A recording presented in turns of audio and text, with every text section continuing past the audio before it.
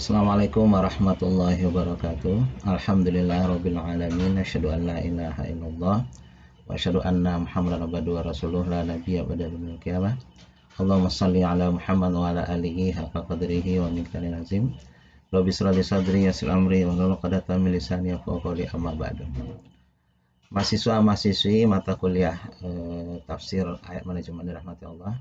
Kita lanjutkan tafsir kita. Hari ini kita akan membahas atau menafsirkan surat An-Nahl ayat 90. A'udzubillahi minasyaitonir rajim. Bismillahirrahmanirrahim. Innallaha ya'muru bil 'adli wa ihsan wa ita'i dzil qurba wa yanha 'anil fahsya'i wal munkar wal baghi ya'izukum la'allakum tadzakkarun. Artinya sesungguhnya Allah menyuruh atau memerintahkan bil 'adli wa ihsan, adil dan ihsan. Wa ita'izil kurba, dan memberikan bantuan zil kurba kepada orang-orang yang dekat dengan kita. Wa yanha 'anil fahsya'i wal munkar, dan kita berusaha untuk menahan diri kita anil fahsya wal munkar.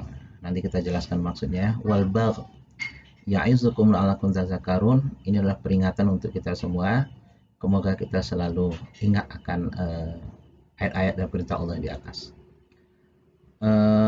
Terjemahnya tadi sudah kita baca bahwa Allah menyuruh ya. Jadi kalau udah disuruh berarti itu perintah kepada kita. Ya walaupun tidak semua perintah itu menjadi wajib ya. Bisa sunnah juga sih, bisa mubah. Tapi dalam konteks ini ulama mengatakan ini adalah sebuah perintah ya, yang sangat menyertai sunnah muakkadah atau kewajiban. Pertama, Allah menyuruh kita berlaku adil. Ya, adil nanti apa kita jelaskan. Yang kedua, ihsan ya, kebajikan. Kebajikan. Nanti kita jelaskan juga maksudnya apa. Yang kedua, kaum kerabat. Ini sering kita ditanya kalau kita ingin mengasih bantuan kepada orang yang didahulukan yang punya hubungan darah dengan kita atau orang lain gitu. Ya jelas kita jawab di sini Allah menyuruh kepada yang punya hubungan darah dengan kita atau kerabat dengan kita. Terus Allah melarang kita berbuat fahsya atau keji. Ya, keji itu nanti apa kita jelaskan. Dan juga al-munkar. Dan bagha itu melampaui batas ya, atau permusuhan. Inilah peringatan kepada kita supaya kita mengambil pelajaran. Nah, sekarang kita lihat makna perkata. Satu adalah adil. Nah, adil ini lawannya adalah zolim. Nah, zolim itu kalau kita artikan secara bahasa, zolim itu dari kata zulum. Zulum itu artinya gelap. Orang kalau kondisi gelap, naruh barang itu kan salah-salah ya. Kadang-kadang odol ditaruh di atas TV. Remote ditaruh di atas bantal ya. Karena salah-salah. Nah itulah maknanya zalim, meletakkan sesuatu bukan pada tempatnya ya. Menghukum orang seharusnya yang salah dihukum, yang nggak salah dibebasin. Nah ini terbalik, yang bersalah malah dibebasin, yang bersalah malah dibebasin, yang nggak bersalah malah dihukum. Nah ini memang tidak adil. Adilnya nanti berlaku untuk semua hal ya. Nah kalau adil berarti memang sesuai dengan porsinya gitu. Walaupun nanti agak berbeda sesuai dengan situasi ya. Misalnya kalau kita ngasih jajan kepada anak kita, yang satu tingkat SMA, MAN gitu, yang satu sanawiyah gitu, yang satu masih tidak iya gitu. Nah jajannya berbeda itu adil nggak adil gitu. Atau misalnya kita punya istri dua ya, yang satu orang bule, yang satu pakle ya, maksudnya orang Jawa itu. Lalu belanjanya beda nih, yang satu pakai dolar, satu pakai rupiah. Adil nggak? Kalau memang sesuai kebutuhan itu adalah adil. Jadi adil itu tidak harus sama ya. Adil tidak harus sama. Jadi ketika Allah menyuruh kita berbuat adil adalah sesuai dengan porsinya gitu. Nah adil ini bisa nanti kita jelaskan terakhir ya. Adil kepada Allah, adil kepada diri kita sendiri gitu. Yang jelas tujuan manusia menjadi khalifah di muka bumi ini pertama adalah untuk menegakkan keadilan. Nah kita lihat banyak yang gagal di sini ya. Banyak yang gagal di sini. Kadang-kadang ya lihat bagaimana seorang ulama misalnya gitu ya, salah sedikit langsung dihukum. Tapi orang-orang yang dekat dengan kekuasaan ya sudah berlapis laporannya, dipanggil aja enggak gitu. Nah, ini kan tidak adil sebenarnya dalam menegakkan. Bahkan ini bisa mendatangkan kemurkaan Allah kalau kita tidak berbuat adil. Kita ingat bagaimana kisahnya Umar bin Khattab ya, ketika beliau ingin mengeluarkan sebuah peraturan, yang beliau panggil anak beliau dulu. Kata Umar bin Khattab, besok Bapak akan mengeluarkan peraturan. Kalau orang lain melanggar, dendanya 20.000 misalnya. Tapi kalau kalian anak khalifah melanggar 2 kali lipat 80.000. Bahkan beliau pernah mencabuk anak beliau karena minuman keras ya. dengan 2 kali lipat cambukan daripada orang biasa. Kan ketika ada yang mengatakan, Umar maafin aja itu kan anakmu. Oh nggak bisa kata Umar. Harus lebih lagi, sebenarnya itu menjawab saya di depan Allah. Itu namanya keadilan. Ya, banyak dalam cerita apa ya keadilan. Sekarang ini yang agak sulit ya kita apa kan tegakkan keadilan ini. Jadi lebih besar kepada kebencian. Dalam surah Nisa dijelaskan, wala yajrimannakum sya'nakum ala ta'dilu. Dan ayat ini tertulis ya di Harvard, Fakultas Harvard University Amerika. Janganlah kebencianmu kepada suatu kaum membuat kau tidak adil. Mentang-mentang dia musuh kita, tidak mendukung kita, lalu kalau berbuat salah kita hukum seberat-beratnya. Sedangkan orang dekat dengan kita, sesalah apapun karena dekat ya dimaafkan, ya diringankan hukumannya, itu tidak adil. Ihsan, mana ihsan adalah melakukan sesuatu di atas rata-rata. Jadi misalnya dalam ihsan ini Allah menyuruh wabil walidaini ihsana, itu berbuat ihsanlah kepada orang tua. Artinya ihsan ini adalah kebaikan kita di atas rata-rata. Kalau kita berbakti kepada orang tua itu mungkin kita bantu orang tua, kalau nggak punya duit kita kasih, itu biasa. Tapi yang ihsan itulah ketika kita melebihkan perhatian kepada orang tua, itu namanya ihsan. Artinya kalau kita kerja di kantor, tugas kita adalah misalnya menyiapkan surat.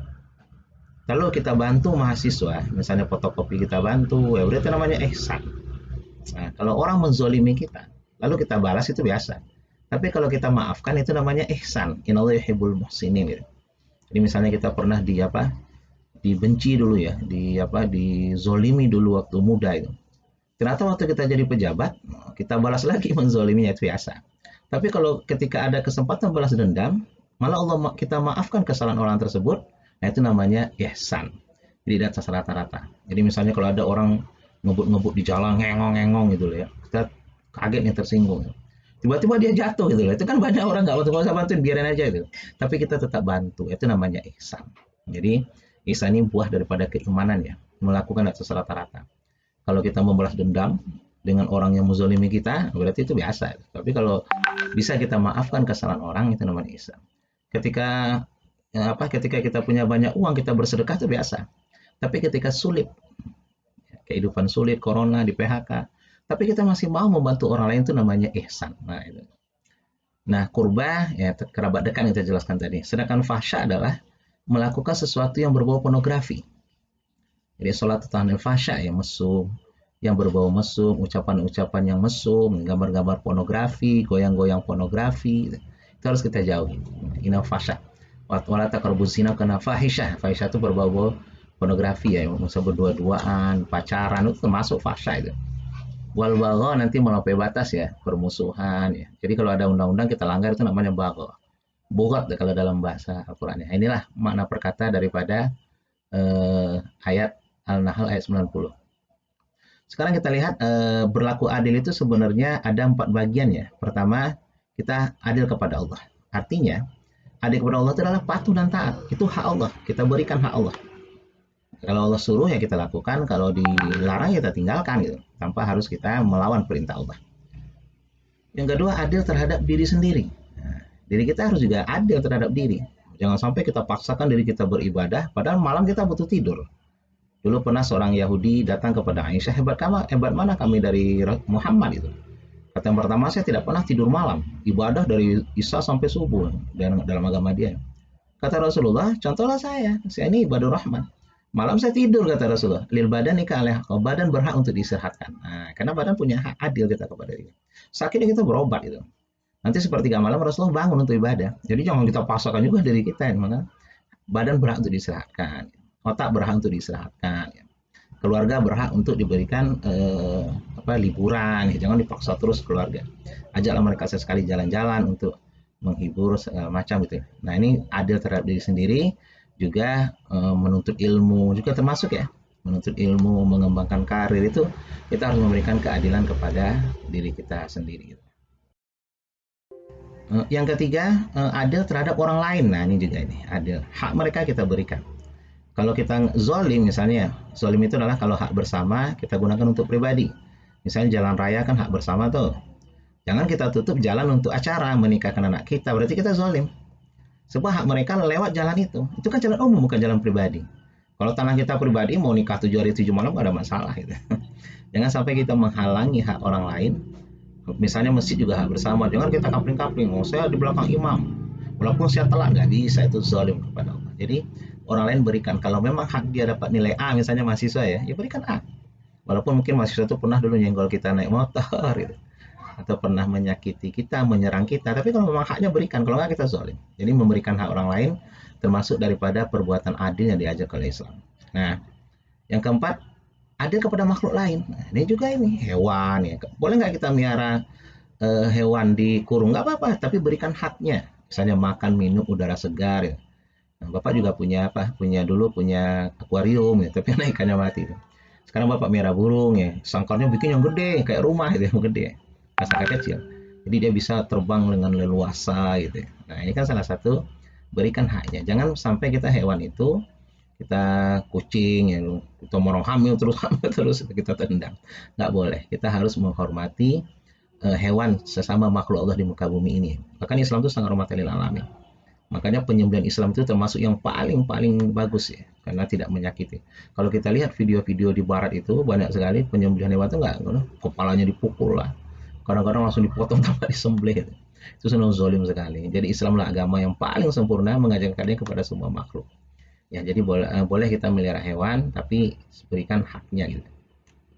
Terakhir, nah apa sih manfaat kalau berbuat adil? Pertama, kita akan disenangi oleh manusia. Artinya kita apa istilahnya? Ketika kita disenangi oleh manusia, ketika kita berdakwah mereka bisa menerima. Tapi kalau kita zolim, dia benci sama kita, lalu kita berdakwah ditolak. Kita suruh berbuat kebaikan, ente aja nggak baik gitu. Jadi kita mendapatkan resistensi yang tinggi nanti ketika kita berdakwah. Yang kedua, kita tenang dan tentram supaya tidak akan ada lagi permusuhan karena kita sudah adil. Coba lihat sekarang, kalau pemerintah adil, nggak ada lagi demonstrasi, nggak ada lagi rakyat nuntut segala macam kalau memang keadilan ya. Tapi kan kita lihat banyak penguasa-penguasa di dunia ini ya, bukan hanya di Indonesia tentu saja, yang tidak adil gitu. Coba lihat Israel ya, bagaimana dia merampas tanah Palestina, itu kan nggak ada zolim tapi malah dibela gitu. Akhirnya kan ribut terus gitu ya. Makanya keadilan membuat kehidupan itu akan berjalan dengan baik. Tapi tidak banyak orang mengetahui ini. Yang ketiga, yang jelas penting adalah ridha Allah. Nah, kalau Allah sudah ridha kepada manusia, cinta kepada manusia, ya dipermudahkan urusan dunia dan urusan akhirat nanti. Maka ridha Allah kita cari. Tapi kalau kita zolim, Allah murka. Dalam surah Al-Kahfi ya, wa kam malakna, berapa kami hancurkan min qarnim, kampung-kampung terulama zolamu. Ketika mereka melakukan kezaliman kami hancurkan, kata Allah. Makanya hati-hati negara kita ini kalau terlalu sering berbuat kezaliman nanti mungkin Allah akan hancurkan peradaban kita. Ini kita takutkan. Yang ke D, mendapatkan pahala di akhirat. Kalau orang adil itu nanti akan sangat-sangat dimuliakan Allah nanti di akhirat.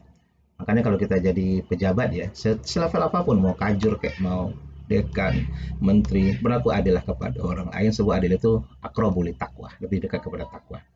Yang kelima, meningkatkan semangat kerja ya, karena kita adil kepada diri sendiri, adil kepada perusahaan tempat kita bekerja. Nah, kalau ini kita masukkan, makanya sangat memberikan sumbangsi positif kepada tempat kita bekerja. Nah, inilah manajemen kita tentang adil dan ihsan ya. Karena kita adil itu adalah keadilan salah satu nilai daripada manajemen hidup ya.